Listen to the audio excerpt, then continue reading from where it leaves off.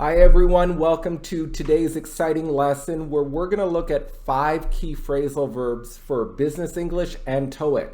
Plus, we're going to look at 4 Toeic questions and find out how to get the answer. Let's get started with the phrasal verbs. Number 1, fall short of. This is to not reach the goals, to not achieve the expectations. The common form is something falls short of expectations, victory, winning, a goal. Let's look at an example. In the last World Cup, Croatia surprised many by making the final. They were playing France. Good for them. However, they fell short of winning as they lost 4-2 to France in the final. But I don't think they fell short of their expectations. I think they overachieved, but they fell short of winning. Example 2, I tried to finish the race in 2 hours, but I fell short of my goal, and it took me 22 hours and 5 minutes. Yeah, I fell short of my goal by a lot. So I want you to remember this phrasal verb is almost never passive. So it would be strange to say my goal was fallen short of by me. So we don't use it in the passive voice. All right, I hope this lesson doesn't fall short of your expectations. Next phrasal verb, pencil in a meeting. This is to schedule or write it down in the schedule. Let's look at an example. Okay, we have an opening to see the dentist at 2 p.m. on March 8th. Should we pencil you in for that time? So you can pencil in a meeting, you can pencil in a person. You just write their name on the schedule. Let's look at another example. Business is a little slow right now, so I penciled in some meetings to review goals with current clients. So I've scheduled some meetings. I've penciled some meetings in. Number 3, contract out. This is to agree to pay someone who does not work in the organization to do a job. For example, the hospital contracts out the food services to an outside catering company. Does the hospital have its own food staff? No, they pay another company to provide it. They contract it out. Or the credit card company contracts out its customer service to a call center in Bangladesh. Why do they do this? Maybe to save money on benefits, pensions. The next phrasal verb, you could almost call this a verb plus preposition collocation. But number 4 is comply with. Now we often comply with rules, regulations, or maybe laws. So comply with means follow. For example, the company received a large fine for not complying with federal financial regulations. So they didn't follow the regulations. They didn't abide by the regulations. Or, as an accountant, she has to comply with all the tax rules. If she does not, she could lose her ability to practice.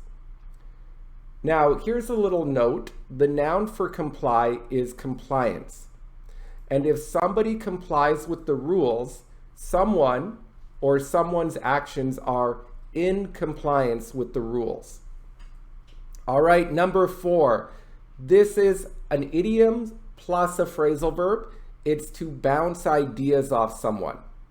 This is to tell someone your ideas and receive feedback. Currently, we are unsure regarding the type of design we should use for our new drink. We should have a meeting to bounce ideas off one another. So let's bounce some ideas off one another. Let's give each other ideas we have and see what we think. Okay, so now let's look at 4 Toeic questions. Because I promised you Toeic practice, here it is. All right, pause your screen if you need time. Now, first, like always, you want to understand the entire idea. So let's look at some key vocabulary. It says the company was under the impression that.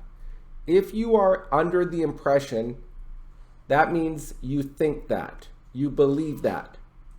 Then it would say the firm would save its money in the long run. In the long run means in the distant future, not right away. Okay, so if I say I am under the impression that, I am saying I think that. So I need a subject plus verb.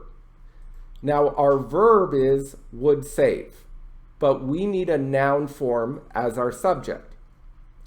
Well, the only noun form here is contracting out.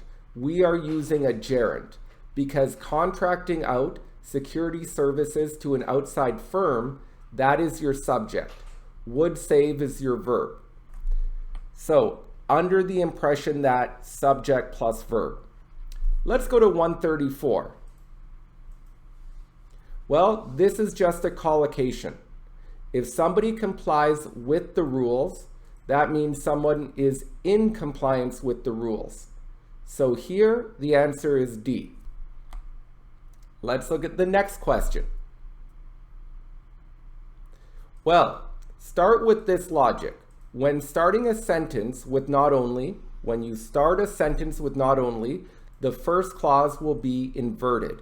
This means it looks like a yes/no question, but it is actually a statement. For example, this is wrong. Not only the hotel was dirty, but it also didn't have any amenities.